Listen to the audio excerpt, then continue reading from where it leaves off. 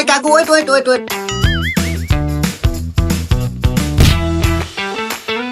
Oh how disgusting, গ্রামগঞ্জের weather এত hotting. যাই হোক কাকু, ভাড়া হয়েছে কত? 20 টাকা বাবা। ওহ নো, মাত্র 20 টাকা ভাড়া? এদের জীবন চলে? দাঁড়াও কাকু, এই নাও তোমাকে 1000 টাকা দিলাম, ভালো মন্দ কিছু খেয়ে নিও।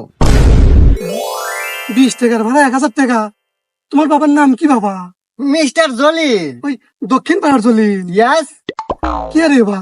তোমার বাপ সারা জীবন খেলো কামলা বেছে, আর তোমার এত পরিবর্তন কিভাবে বাবা? আরে কাকা, ইট ইজ মাই ডিজিটাল যুগ, আমি বড় ধরনের একটা গভর্নমেন্ট চাকরি করি। এসব তোমার মাথায় ঢুকবে না, কারণ তুমি ওল্ড ইজ ওল্ড। আরে এই 1000 টাকা, আরে কাকা এই ডিজিটাল যুগে মাথায় বুদ্ধি থাকলে এরকম 1000 টাকার নোট মিনিটে 1000 টাকা মান যায়। এটা নিয়ে তোমার ভাবতে হবে না, তুমি অটোই চালাও। আরে মানুষেরও সওয়াল আর আমারও সওয়াল।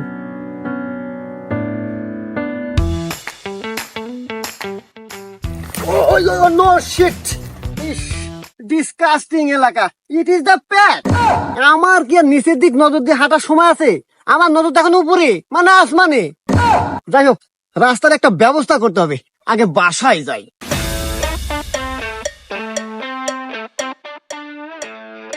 ড্যাডু, ড্যাডু, ও ড্যাডু।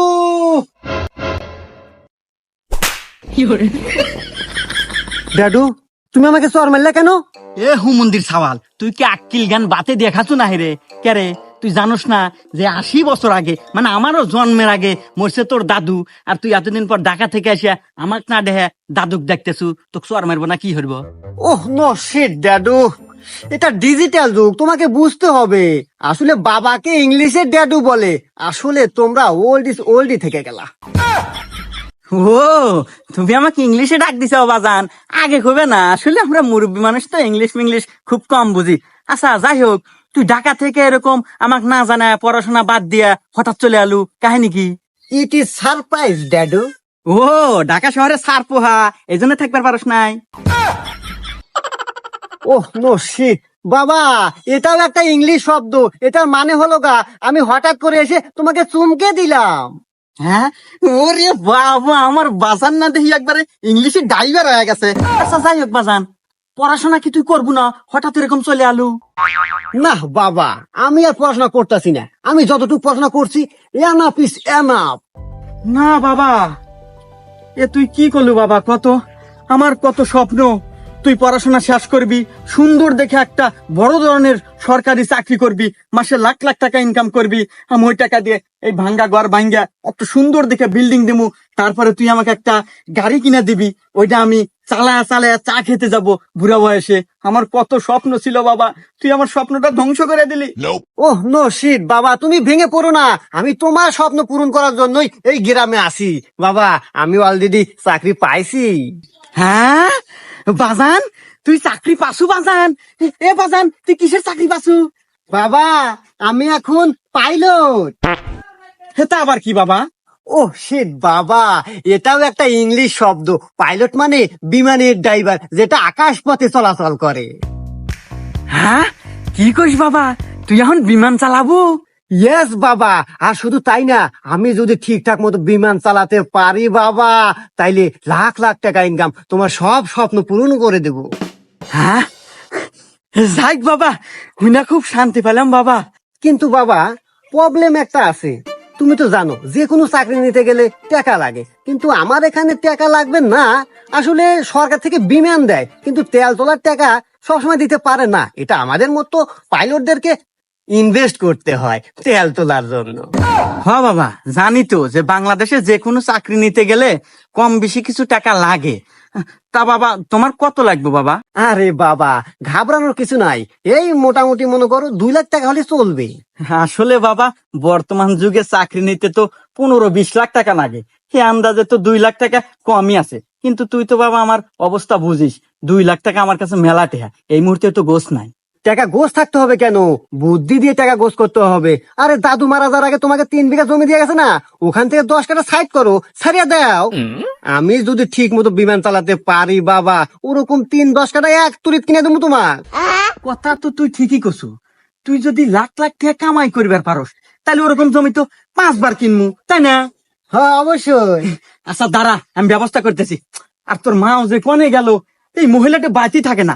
গাদার মাও, সোহাগী, এমুক আসো তাড়াতাড়ি। কি হলো তোমার? আসতেছি এবার ঠারবারে তাড়াতাড়ি আয়। কাম করে নাকি না? হ্যাঁ বাধা নিছে। গাছ দিস না, তুই কোনে কে বা কাম হরস, ছাওয়ালের বাইরে ধরবো এখন। তুই এই ছাওয়ালে এখন নিয়ে ঘরের মধ্যে নিয়ে যা, সুন্দর করে অজুর পানি দিয়া যাতে ভালো মন্দ খাওয়া। আমি জমি 10 কাঠা বেশি আসি। 10 কাঠা জমি বেশি মানে?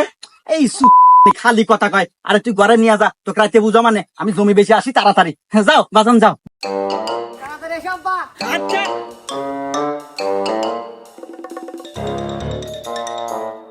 দাদু, ও দাদু, দাদু। হ্যাঁ, আরে বাজান না, বাজান, আরে বাজান, এটা কি বাজান? এত সুন্দর গাড়ি কনে পালু বাজান? আরে বাবা, এগুলো সব হলো আমার বিমান চালানোর ফল। আমি বলছিলাম না একে একে তোমার সব স্বপ্ন আমি পূরণ করে দেবো। তোমার প্রথম স্বপ্ন ছিল একটা বিল্ডিং বাড়ি দিবা, দিয়ে দিছি।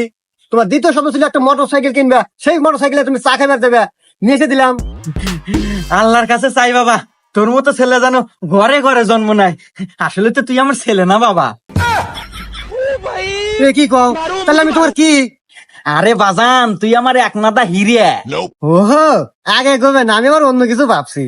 আচ্ছা বাবা, আমার কি বাজানি ডাউট লাগতেছে। তুই যে বিমান চালে এতটা ইনকাম হরস, তুই বিমানটা চালাস কখন? তোকে না সবসময় বাড়িতে দেখি। ও শিট বাবা, তুমি এখনো মূর্খের মতো কথা বলতেছো। আরে বাবা, এটা ডিজিটাল যুগ, তোমার বুঝতে হবে। তুমি জানো না যে বিমানের সব পাশপাতি সব কম্পিউটার দিয়ে কন্ট্রোল করে নিচ থেকে? আরে বাবা, এখন আর আসমানে যেতে হয় না বিমান চালানোর জন্য, এখন ঘরে থেকে মোবাইল দিয়ে কন্ট্রোল করা যায়, যেটা আমি করি।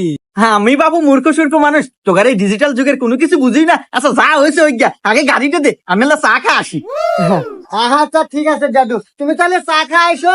আমার আবার ওই বিকাশের দোকানে যেতে হবে বিমানে তেল তুলতে। যাওয়া বাই দাদু। আচ্ছা।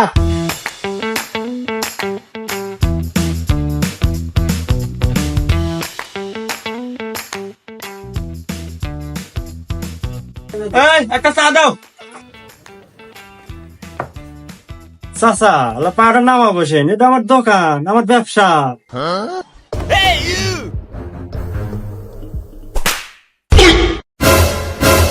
এই তোর সাহস তো কম না, তুই সামান্য চার দোকানদার হইয়া পাইলটের বাবার সাথে খারাপ ব্যবহার করস।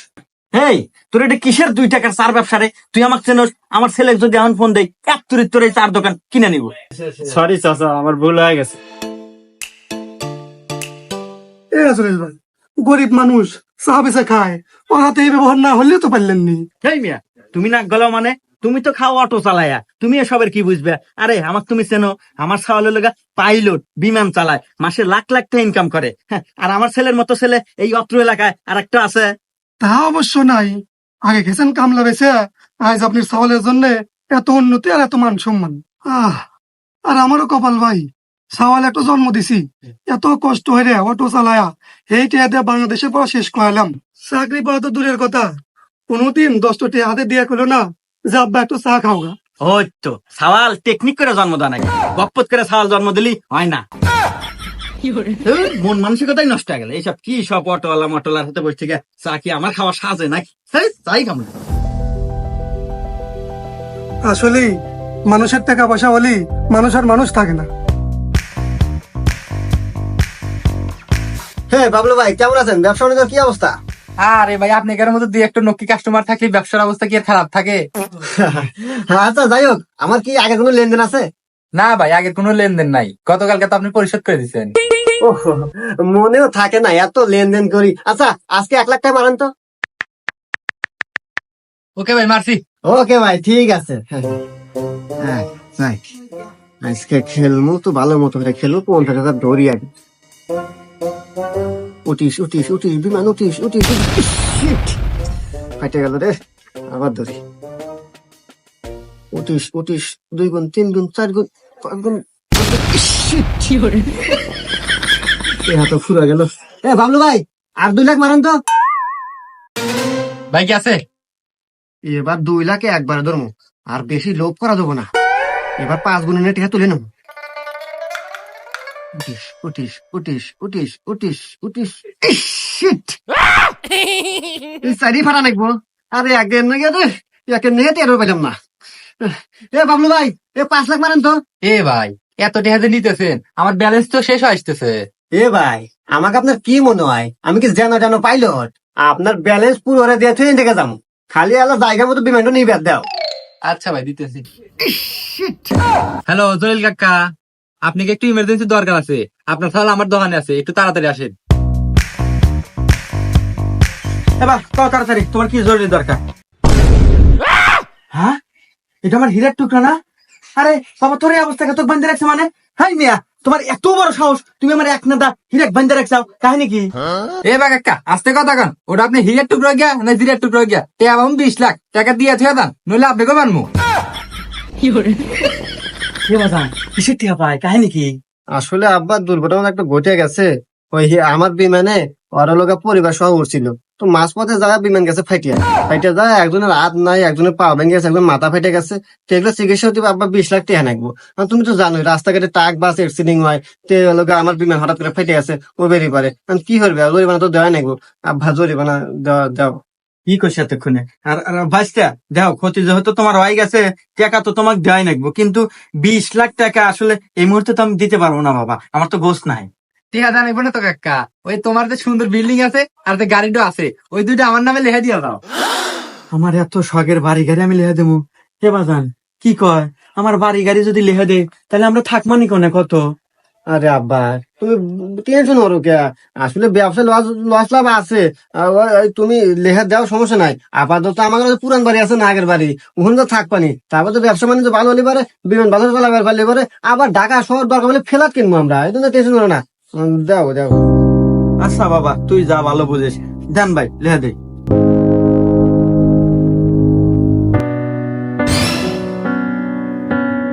আব্বা কি হয়েছে তোমার মন খারাপ কে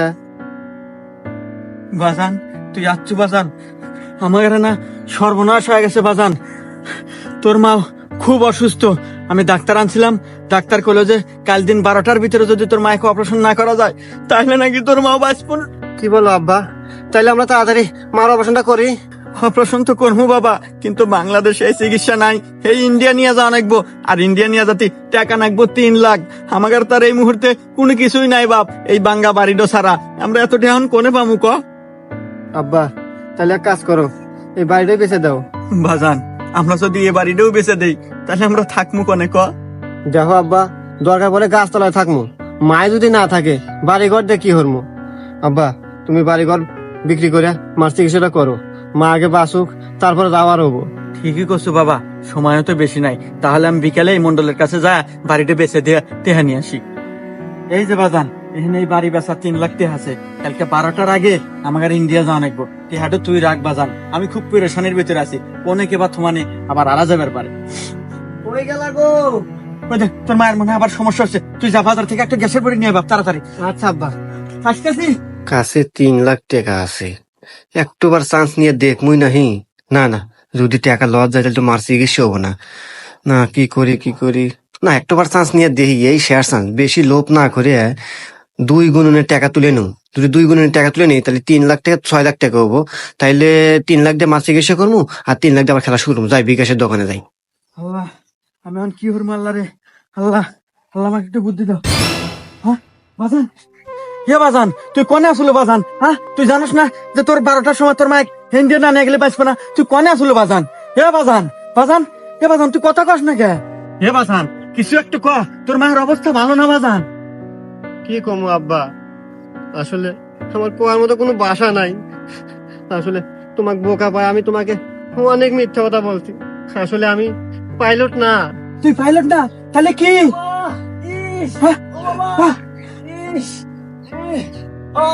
বাজান বাঁচাও, মা মা মা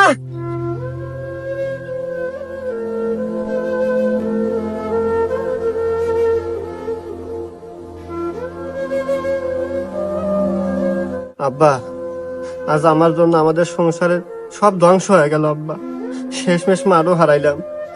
আসলে আজ তোমার কাছে আমি কোনো মিথ্যা কথা বলবো না আব্বা, তোমাকে সারা জীবন মিথ্যা কথা বলে আসতেছি।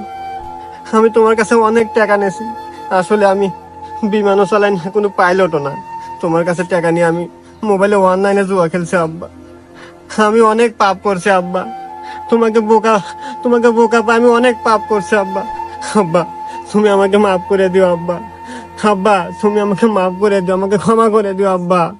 আব্বা তুমি আমাকে মাফ করবে না আব্বা? আব্বা তুমি আমাকে মাফ করবে না? এ আব্বা।